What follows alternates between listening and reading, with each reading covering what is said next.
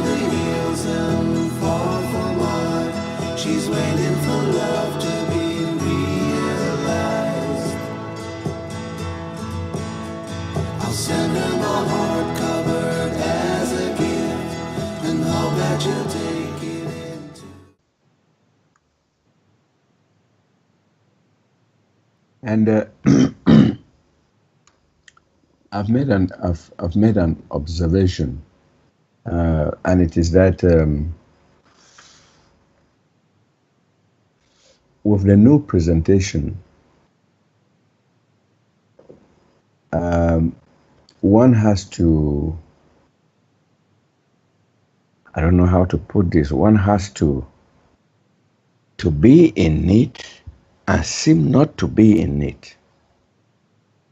So how does one explain this dichotomy of belonging and seeming not to belong?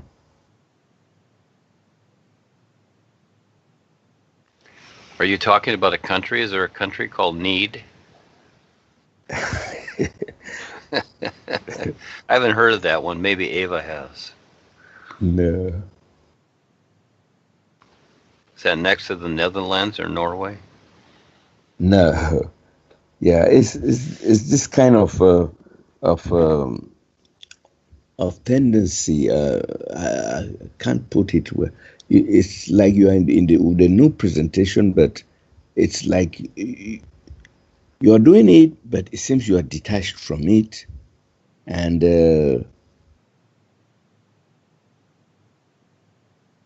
you're just getting along in that fashion, that kind of belonging and not belonging.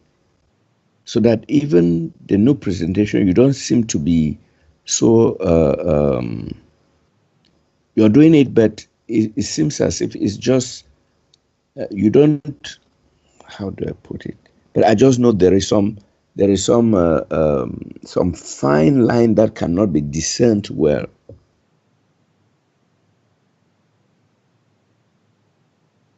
So it puzzles me, and it makes, I don't know whether others experience this too, because it is not even the fact of working at it every day, yeah, that brings attachment. I don't know how to put it. I think you best understand this. I do. Here's an idea, and one of many, and you can make up your own. Well, we all wear clothes, but the clothes are not us, are they? Oh yes.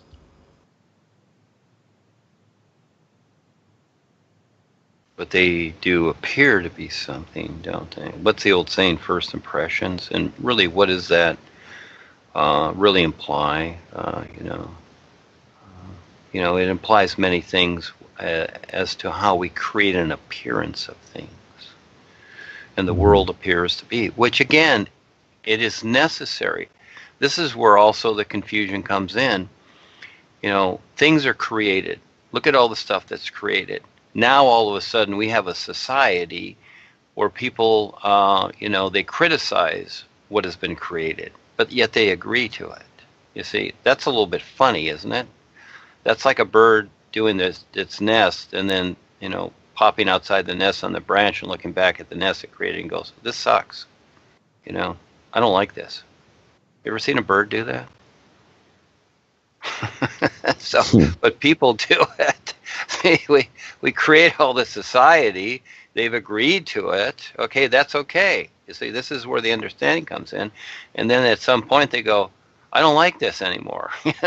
I don't like this. Now they get on the campaign trail and you start campaigning against what they've created. This is the humorous part of it. Okay, instead of just facing it and dealing with it. It's like a house, that you have, and all of a sudden, after years and years, you never vacuumed, you never washed the floors, you never did anything with it. You got all this stuff you've collected, and it's dirty and trashy, and you go, oh, I hate this place. Yeah, but you bought it. You loved it at one time. All you have to do is just face it and, fix it up a little bit, and then all of a sudden, wow, voila, it's okay. So again, see, this is where we meet ourselves. But in the meantime, look at all the discussion that's going on anywhere, especially on Facebook, because we're always there, about the silliness that we've already decided. Why sit and discuss that? Why not do something that makes sense? And this is the world today. Everybody's criticizing everything that they've already agreed to and already created. Yes, and it's like people will say, "Oh, you'll have a commentary on, well, there's too much pollution in the world."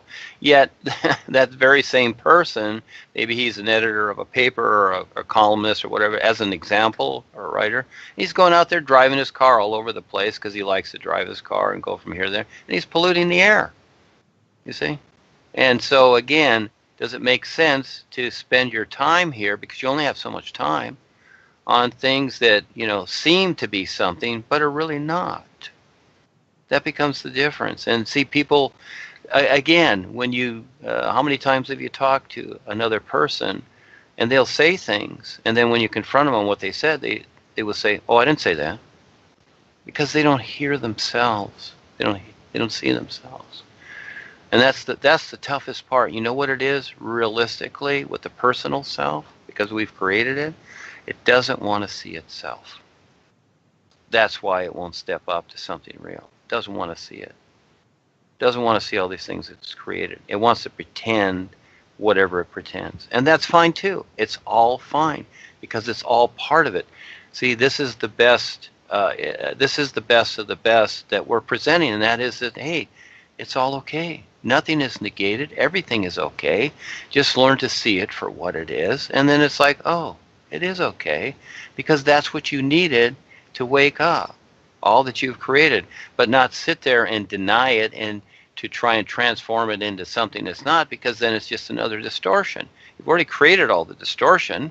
Okay, simply recognize it. And now as you do, now you can make sense of it, and you can use that to propel yourself to recognize what is true and real. That's the best part, you see? We have the best position here. We really do. There are no negatives. It's not about positive, negative, good and bad. It's not about any of these things. It's about just making sense of what already is.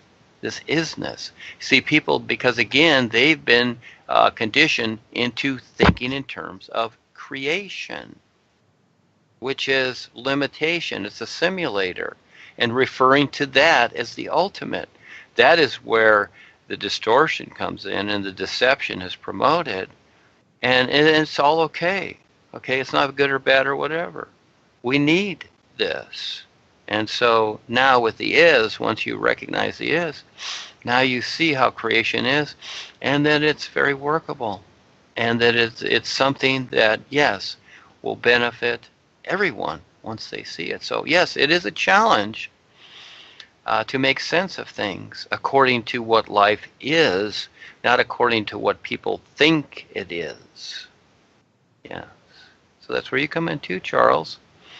As you're understanding this better and learning to see it, but it's learning to see what life is and recognizing it. You can't figure it out.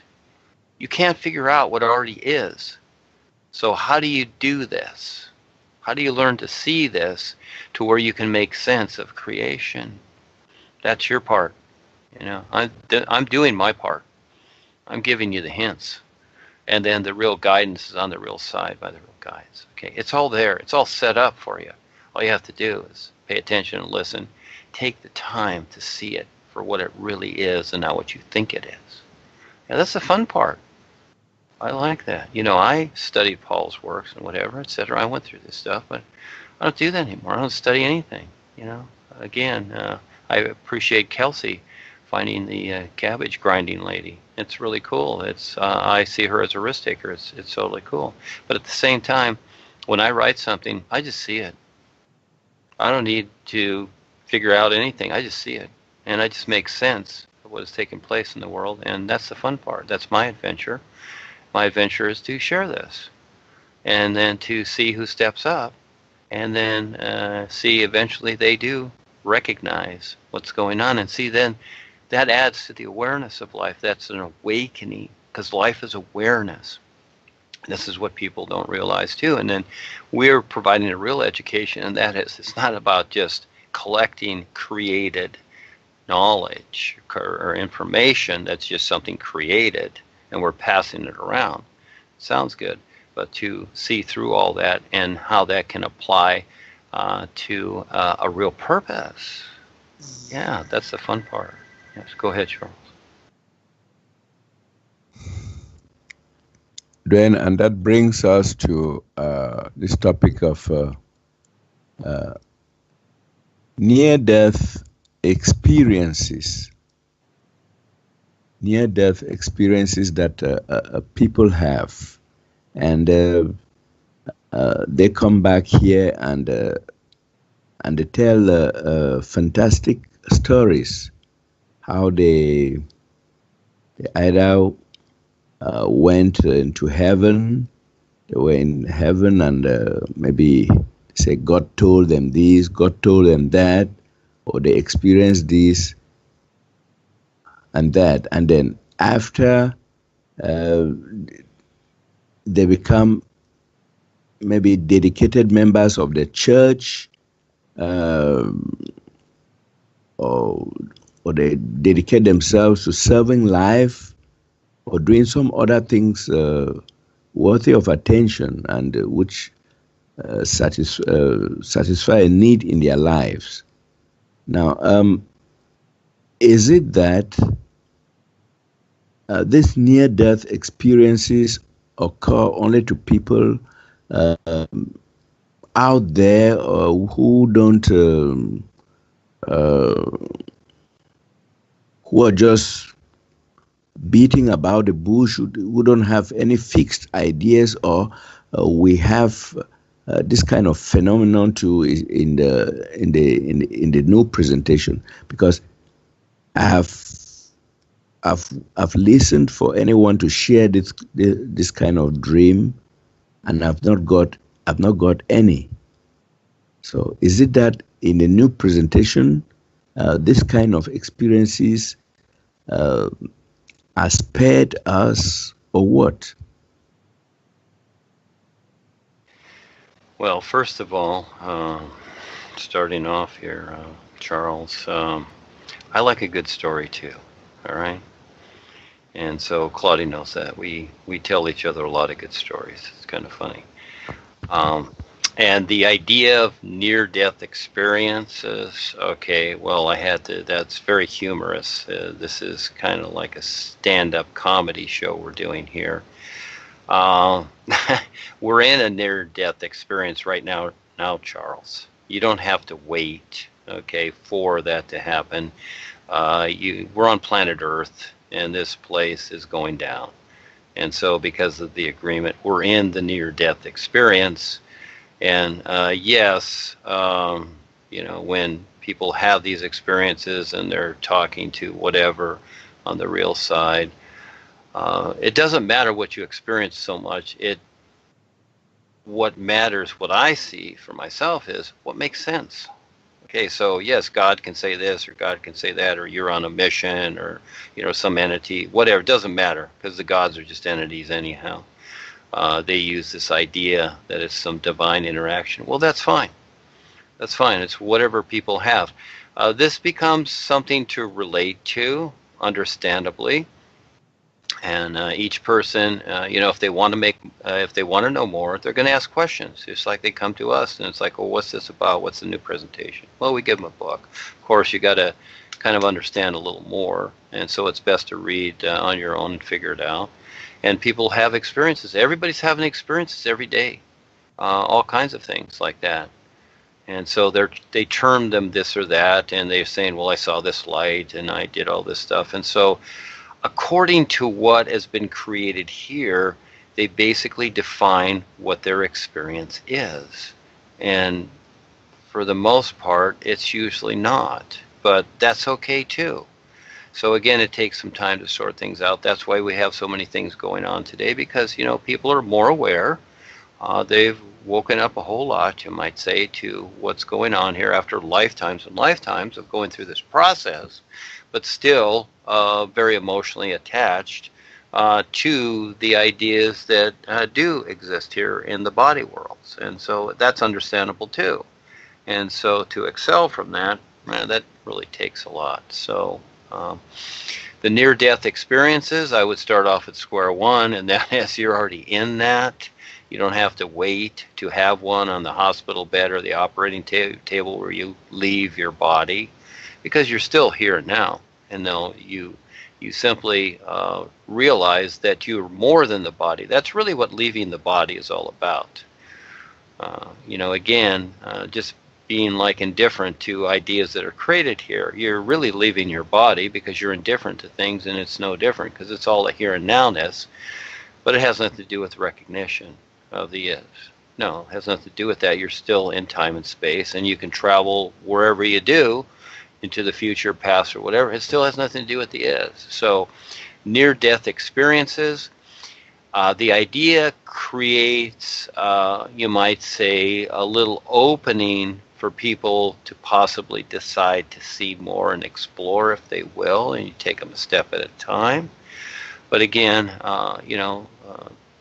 talk about these things here and there, but that's not the overall. But again, I already know that, just like this, the conversations we're having here, things are going to show up because they just are. Just like you asked the question, all of a sudden it shows up, and here's a view. I'm not saying I'm right. There's so many ways to see it, and these experiences are personal with people, of course, just like anything. And so not everybody likes chocolate ice cream when they eat it. It's like, ew, I don't like that. I like vanilla. So when people have these experiences, they're going to see it in their own particular way. And if they're, let's say, very conditioned religiously, well, that's going to the devil tried to grab my soul. It could be that, you see. And other people that are, maybe they smoke some marijuana and took a few little LSD, and so all of a sudden, whoa, this is cool. I'm on a trip again. You see, it's going to be whatever. It's going to be defined whatever. So that is kind of funny when people talk about near-death experiences or whatever, because we're in it. You're in a near-death experience on the earth right now. It's simply wake up and see it, and it's like, whoa, I am. Everything's here is dangerous. Yes, you're ready to go, and where are you going? Okay, so if you do go to the happy hunting grounds, good luck. But still, what are you going to do there? What are you going to see? Will you know what to do? It's like when you get there, just like in the movie, it's like, okay, where am I? What do I do now? Do I pester the humans that are so-called still alive? Is that what I do? We see that a lot in the movies. They all of a sudden pester the humans. Again, it's whatever idea you decide. So yes, thank you for bringing that up. That's quite humorous, Charles. Thank you. Yeah, it's something that many people have been, many people have experienced, and they say how it changed their lives, so they had a better understanding of life and all that. So it's now I understand that in the new presentation we're in a permanent near-death experience, and we can't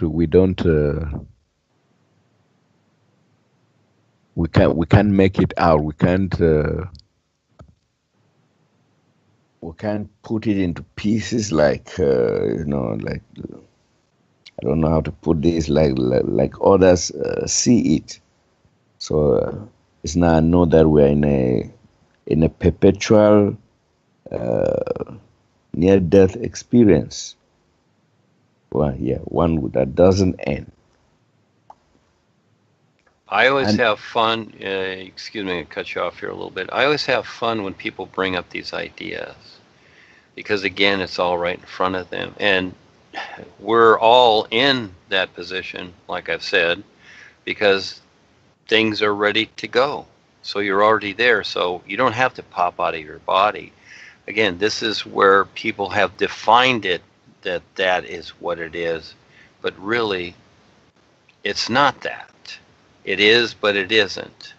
So yeah, this is where you come in as the individual and decide to be creative with the opportunity, just like as Kelsey was confronted by the juice lady about certain things. She started to create her own ideas about the situation. And so I sent her 3 emails defining it. So now she's finally calmed down. And actually, the second email, she said, don't send me any more emails. Well, I did. I decided to send the third one because of what she said in the second one. And so again, everybody has their definition of things. And this is where we come in. At first, Kelsey was being bombarded by all this stuff, and this really kind of bothered her. I understand. That's the personal self. But I said to her, I said, Kelsey, this is a huge opportunity. I said, it's not about what the people say. It's not. These are just words. Okay? Yeah, it is whatever. I've been through this. It says, hey, we got their attention. It's the attention that we're looking for. Hey, we couldn't pay for this advertising, all right? Because we wouldn't get the attention. But this so-called sensationalism that was created in this friction, you see? And as we go through it, all of a sudden, the bigger picture is always going to show up if you're persistent. And it is, you see? And people are seeing the difference. And actually, I have a compassion for the juice lady, and that is that as she pursues this, with the ideas that she's expressed, she's not going to make herself look good. It won't matter what she has. People will run from her, you see, because she's acting like a dictator. And so I sent her emails to try and give her a better understanding, because I see what she's promoting, because I see her as a risk taker, and that it's very essential, and that it's for everybody. But yes, I suggested to Kelsey, I said, well, if I was her, if she wanted to listen, she got 20,000 followers or whatever. Hey, just charge them $1 a month just to be part of the club. Create a club or a membership.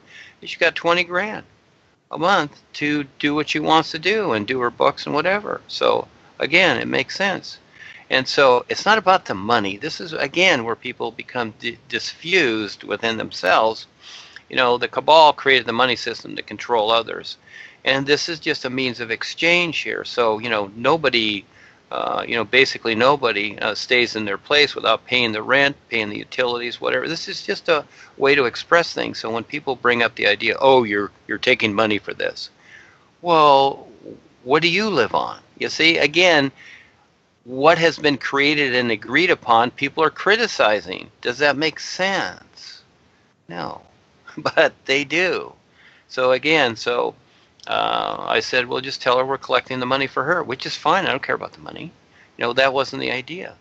And so, but she took it in a particular way. So again, you see what's going on. People, what is she doing it for? She needs money to survive. And she goes, well, I only charge because of this and this and this. Well, is there a good side to money and a bad side to money? Is there? Could somebody explain that to me? It's all the same money. And then the old saying is, oh, money's the root of all evil. How can it be? Is it thinking for itself? Has money become evil because the drug dealers are using it too? Hey, it's the same money. It's all the same money. Hey, it's just a means of exchange. So again, most people pay attention more so to the distortion of things. I just see through it. And it's like I see the advantage here. Not only for this lady, we have stepped up and said we'll support. We're basically saying we'll support you because it's terrific. This is terrific what you've discovered and shared. And so at the same time, she's battling that too. It's like, how dare you? This is mine. Okay, it's like she wants to be the absolute. That's fine. Let her be the absolute. We're still going to use it. We still have rights to do whatever we want. Just like the monetary system, we can create our own money. Who gave them the right to just do it? Thank you for the idea. Now we'll create our own money too. Yeah, of course they're going to come after you and say, oh, that's counterfeit. Well, whatever. So these are the things you deal with as you try to promote a better understanding. And the bigger picture is that everything is for everybody and that everybody can have this and eventually surpass the idea of money and all these things that have been controlling us. But in the meantime, we go through this. But I take advantage of these situations. And that is that because I only have certain avenues, you might say, I'm restricted here by the fact of people aren't interested in waking up and, providing a real benefit for themselves and others. They're not interested in that, so I take advantage of every situation I can, and I take the beating of it too. So as I wrote these emails, I put my name on it. That's fine. I'll take it. I'll turn it around. I'll bring it around. Whatever it is, I'll bring it around.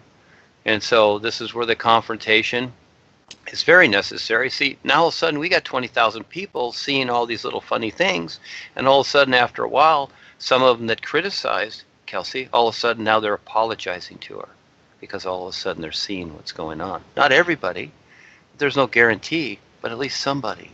You see, I figure one. If one person steps up and recognizes something better, well, gee whiz, something did happen, and that one person can light up all of life. It only takes one person. So again, I take on the challenge and the adventure. So yes, we're there, and this is another near-death experience, Charles. So yes, that was a good story, wasn't it?